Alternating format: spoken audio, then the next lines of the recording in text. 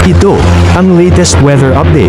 Alamin ang pinakasariwang ulat panahon ngayon dito sa Information TV Educational Channel.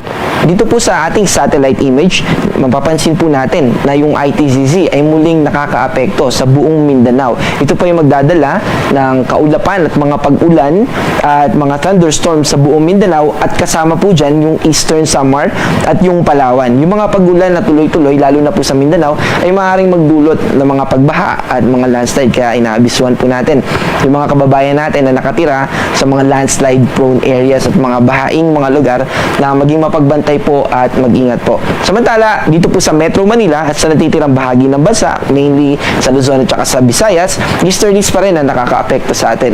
Yung easterlies po ay yung mainit na hangin na galing sa dagat Pasipiko na nagdadala ng maalingsang panahon at malaking chances or chance na mga pag-ulan o tinatawag natin na localized rain showers and thunderstorm. Yung mga pag-ulan na yan, kaya siya tinawag na localized, ay halimbawa yung mga naobserbahan natin dito sa Quezon City na umuulan sa hapon, pero sa Karatig City niya ay hindi naman umuulan. Ito po ay dala ng mga convective clouds na kung saan dun maaaring umulan pero nag-move po siya, kaya may mga chances na minsan maulap sa kalangitan na nakikita natin sa taas pero hindi naman tayo inuulan.